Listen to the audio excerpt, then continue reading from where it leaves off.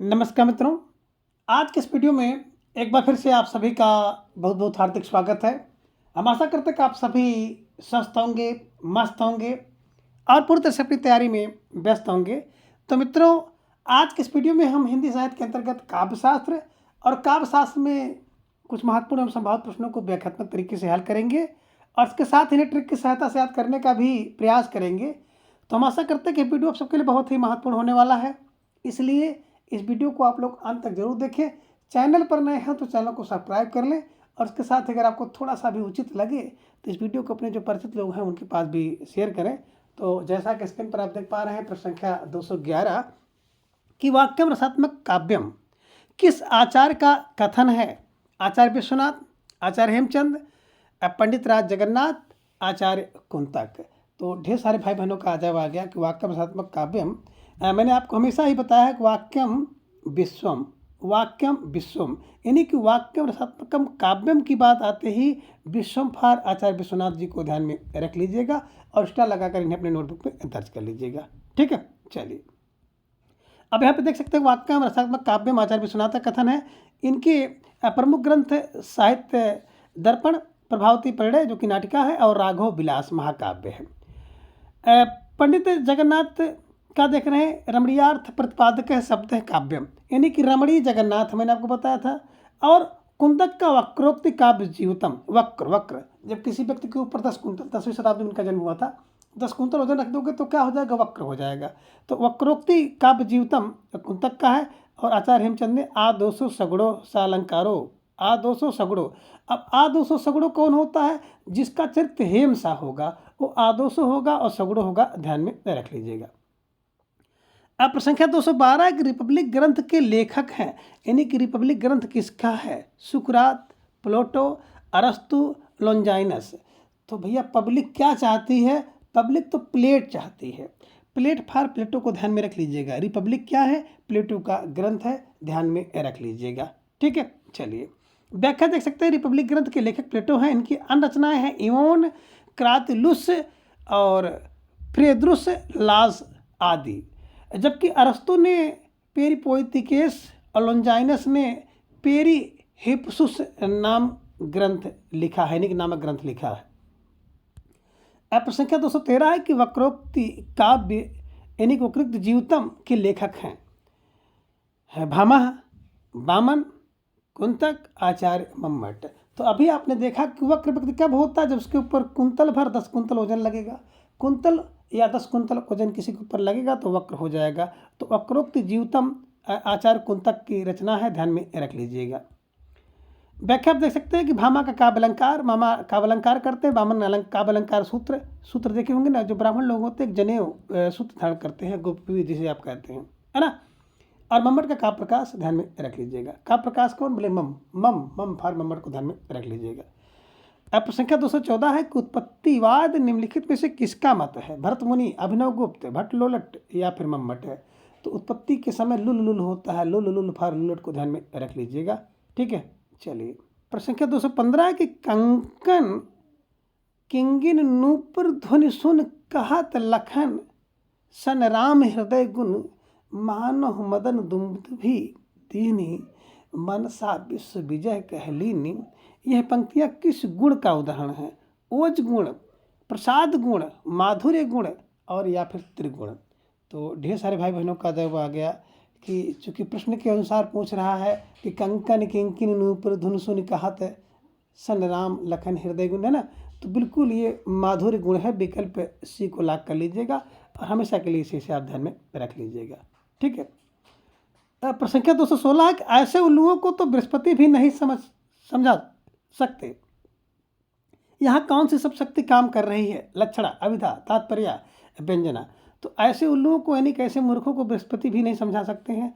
तो इसमें लक्ष्य किया जा रहा है, लक्ष्य करके उसका अर्थ निकलेगा। विकल्प लक्षणा इज राइट आंसर। तो जिन भाई बहनों ने लक्षणा शब्द शक्ति विकल्प में लॉक किया था, बिल्कुल सही जवाब भीष्म तैयारी आप सबके यहाँ पर देख रही है। अब संख्या 217 है कि काव्य शैली की दृष्टि से सर्व काव्य के 3 भेद किए जाते हैं। इस दृष्टि से निम्नलिखित विकल्पों में से कौन सा काव्य जो सर्व काव्य का भेद नहीं है? पद्य काव्य, गद्य काव्य, चंपू काव्य या महाकाव्य। तो ढेर सारे भाई बहनों ने जवाब भी दे दिया कि सर विकल्प डी को लॉक किया जाए। विकल्प डी महाकाव्य इज राइट आंसर, है ना। बात हम लोग करते हैं सर्वकाव्य के, तो गद्य पद्य एवं चंपू काव्य।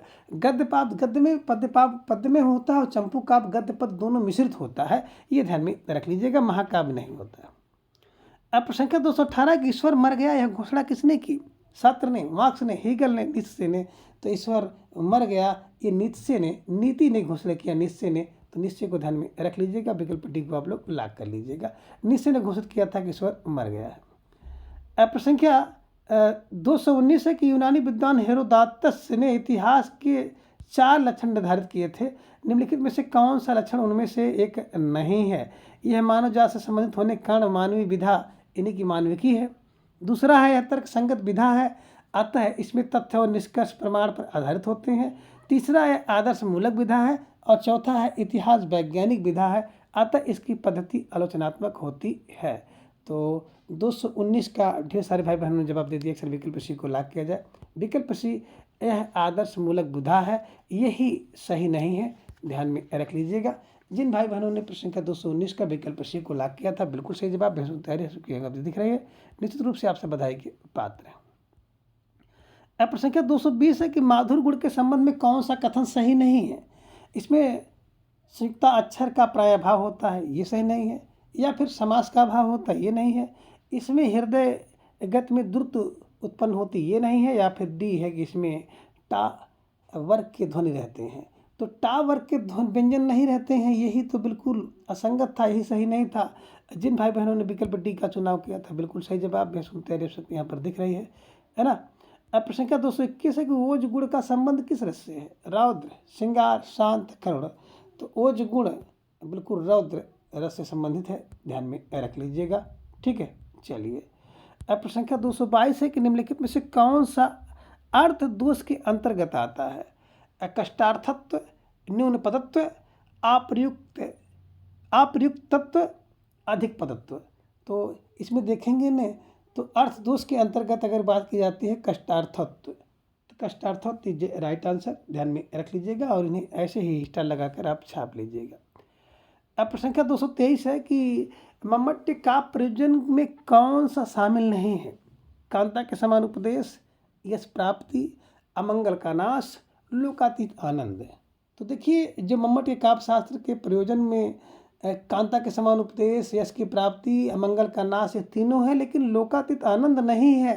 तो जिन भाई बहनों ने विकल्प डी का चुनाव किया था, बिल्कुल सही जवाब, बेहद तैयारी सबकी यहाँ पर दिख रही है, निश्चित रूप से आप सब लाख लाख बधाई के पात्र हैं। संख्या 224 है कि प्रयोजनवती लक्षणा के भेद हैं।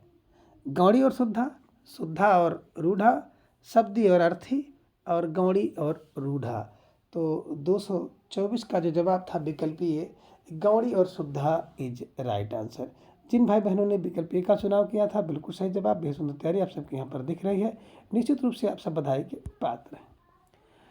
प्रश्न संख्या 225 है कि प्रबंध काव्य में संगठन किसके द्वारा किया जाता है? देश काल के द्वारा, चरित्र के द्वारा, कथोपकथन के द्वारा, या फिर कथानक के द्वारा। तो 225 का विकल्प डी जो था कथानक के द्वारा, ध्यान में रख लीजिएगा। प्रबंध काव्य में संगठन जो है किसके द्वारा होता है? कथानक के द्वारा होता है, ध्यान में रख लीजिएगा, ठीक है। चलिए, प्रश्न संख्या 226 है कि कविता प्रबल अनुभूतियों का सहज उद्रेक है, यह विचार किसका है? वर्थवर्थ का, मर्थुल्लाड का, सेली का, कालरिज का। तो 226 के अनुसार वर्ड्सवर्थ इज राइट आंसर, है ना। कविता जो प्रबल अनुभूतियों का सहज उद्रेक है, वर्ड्सवर्थ इज राइट आंसर। प्रश्न संख्या 227 है कि बीती या भावी घटनाओं की सूचना देने वाले नाटक को क्या कहते हैं? विदूषक कहते हैं, विस्कंभक कहते हैं, सूत्रापधार कहते हैं, उद्घोषक कहते हैं। तो बीती या भावी घटनाओं की सूचना देने वाला जो होता है, विकल्प बी विस्कंभक होता है, ध्यान में रख लीजिएगा, और विकल्प बी को आप लोग लॉक कर लीजिएगा। प्रश्न संख्या 228 है कि ध्वनि सिद्धांत के प्रवर्तक आचार्य कौन है? मम्मट है, आनंदवर्धन है, कुणार्क है, अभिनव गुप्त है। तो ध्वनि सिद्धांत क्या होता है? ध्वनि से क्या होता है? आनंदवर्धन होता है, ध्वनि से आनंदवर्धन होता है। हम आप आनंद बढ़ाने के लिए ध्वनि या साउंड म्यूजिक क्यों सुनते हैं? क्योंकि उससे आनंदवर्धन होता है, तो आनंदवर्धन को ध्यान में रख लीजिएगा।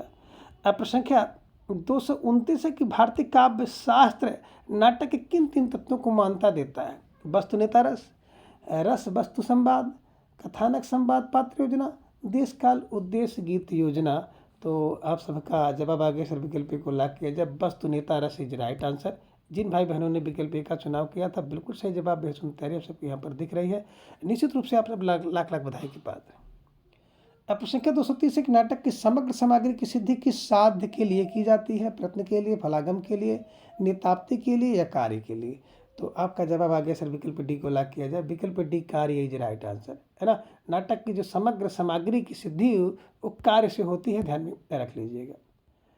अब प्रश्न संख्या 231 है कि मैं तो गिरधर के घर जाऊं, गिरधर मारो साचो प्रीतम, देखत रूप लिभाऊं, इस पद में कौन सा काव्य गुण है? माधुर्य, ओज, प्रसाद, इनमें से कोई नहीं।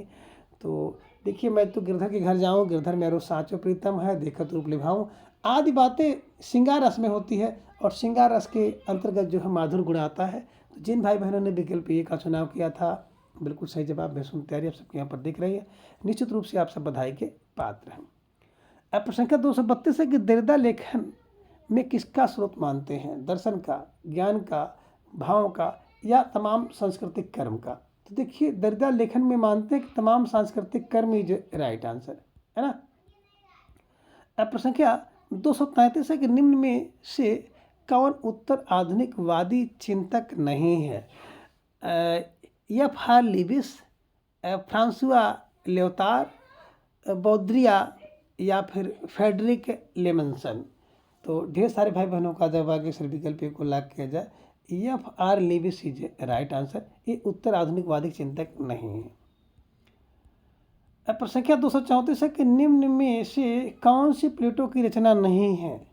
पेरिपोएटिकेस, योन, रिपब्लिक या पोलिएटिया? तो 234 का जवाब आप सबको देना था, कौन सी प्लेटो की रचना नहीं है। विकल्प ए को लाख कर लीजिएगा है ना। पेरिपोएटिकेस जो प्लेटो की रचना नहीं है, ध्यान में रख लीजिएगा। बिल्कुल सही जवाब आपका विकल्प यही है। ठीक है, चलिए। प्रश्न संख्या 235 है कि अरस्तु का काव्य लोचन ग्रंथ कौन सा है? पेरिपोएटिकेस, पेरिपोइसुस और प्रलिटोरियन और बायोग्राफिया लिटरेरिया? तो 235 के हिसाब से आपका जो सही जवाब था विकल्प है, पेरिपोएटिकेस इज राइट आंसर। जिन भाई बहनों ने विकल्प ए का चुनाव किया था बिल्कुल सही जवाब बेहद तैयारी आप सबके यहाँ पर दिख रही है। निश्चित रूप से आप सब बधाई के पात्र हैं। अब प्रश्न संख्या 236 है कि ट्रेजेडी का लेखक हमारे विवेक को नष्ट कर हमारी वासनाओं को जागृत करता है, उनका पोषण करता है, अतः काव्य का सत्य वास्तविक सत्य नहीं होता। यह कथन किसका है? अरस्तु का, कालरिज का, प्लेटो का, लॉन्जाइनस का? तो बिल्कुल सही है। जो ट्रेजेडी होती है ना, वो ट्रेजेडी हमारे विवेक को नष्ट करती है। क्यों? क्योंकि प्लेट होती हैं। तो प्लेट, ट्रेजेडी का लेखक प्लेट, ध्यान में रख लीजिएगा, प्लेटो है।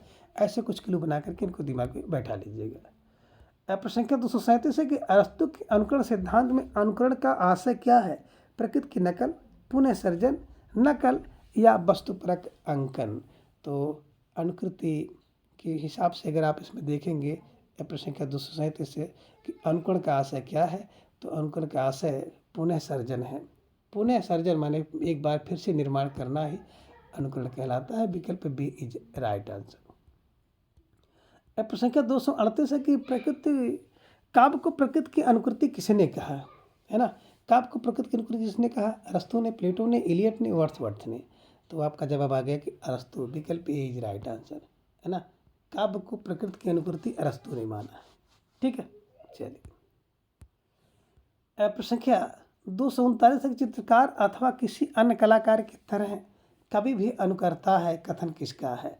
रिचर्ड्स का है, प्लेटो का है, अरस्तु का है या फिर इलियट का है?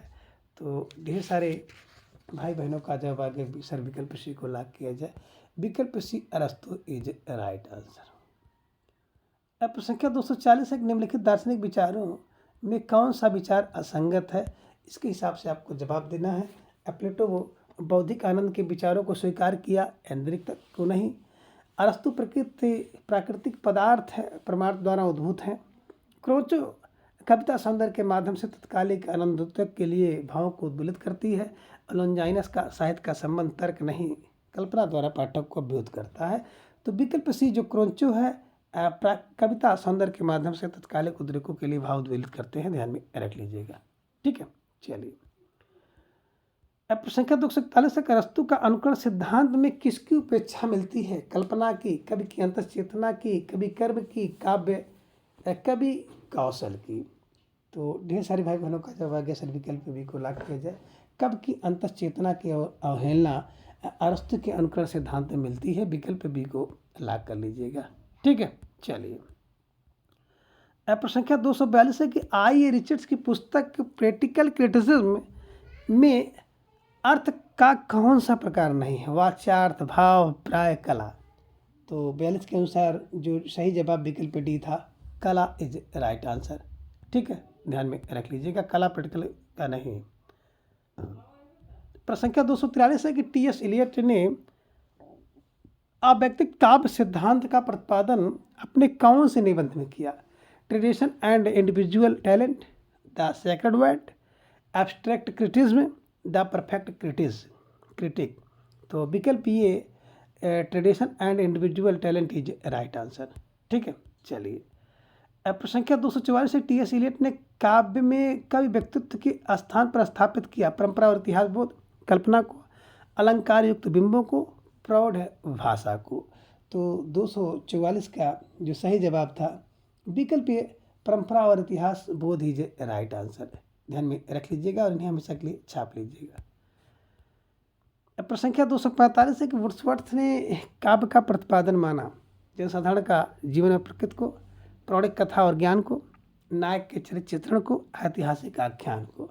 तो 245 का जो सही जवाब था विकल्प ये वर्ड्सवर्थ ने काव्य का प्रतिपादन जनसाधारण जीवन और प्रकृति को माना, विकल्प ए इज राइट आंसर है। ठीक है, प्रश्न संख्या 246 है कल्पना मानव मस्तिष्क की बिंब विधायनी शक्ति है, यह कथन किसका है? तो कल्पना मानव मस्तिष्क की बिंब विधायनी शक्ति है, क्रोंचो का, इलियट का, वर्ड्सवर्थ का या फिर काल्ड्रिज का है। तो सही जवाब आप सबका आ गया कि जो कल्पना होती है वो काल्ड्रिज की है, विकल्प डी इज राइट आंसर।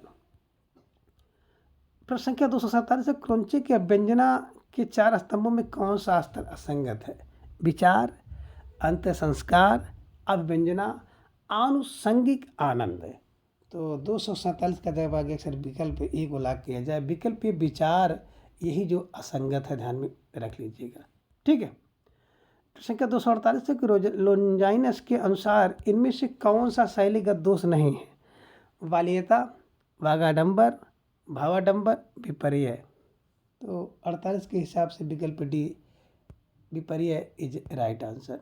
ठीक है, चलिए प्रश्न संख्या 249 है मार्क्सवादी चिंतन की परंपरा में कौन सा समीक्षक नहीं है? Lenin, Gorky, Caudwell, Lawrence. तो आपका जवाब आ गया कि सर विकल्प जो है डी को लाग किया जाए, लॉरेंस इज राइट आंसर। ठीक है, चलिए विकल्प डी को आप लोग लाग कर लीजिएगा। और प्रश्न संख्या 250 संरचनावाद का जनक माना जाता है प्लेटो को, साश्योर को, अरस्तु को, लेवी स्ट्रास को। तो बिल्कुल जो संरचना होती है वो साश्योर होती है, विकल्प बी को लाग कर लीजिएगा। संरचनावाद का जनक जो होता है साश्योर होता है, ध्यान में रख लीजिएगा। तो मित्रों आज के इस वीडियो में बस इतना, अगली वीडियो में हम इसके अगले भाग को जानेंगे।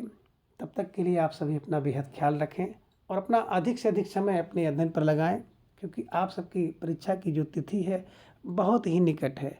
इसको देखते हुए आप लोग अपने जो परीक्षा की तैयारी है उसके समय को आप लोग बढ़ा दीजिए। और हाँ, परीक्षा से पहले आप लोग मेरे द्वारा ढेर सारी जो प्रश्नोत्तरी है, ढेर सारे मटेरियल हैं, आप सबको बहुत पहले ही अपलोड किए जा चुके हैं। तो एक बार उनको ज़रूर देख लीजिए, निश्चित रूप से आप सबको लाभ मिलेगा। और नहीं देखते हैं तो कहीं ऐसा ना हो कि आपको एक बार पछताना पड़े। तो एक बार देख लीजिए, अगर आपको अच्छा लगेगा तो देखिएगा, नहीं लगता है तो कोई ऐसी बात नहीं है। तो मित्रों धन्यवाद, नमस्कार, बाय।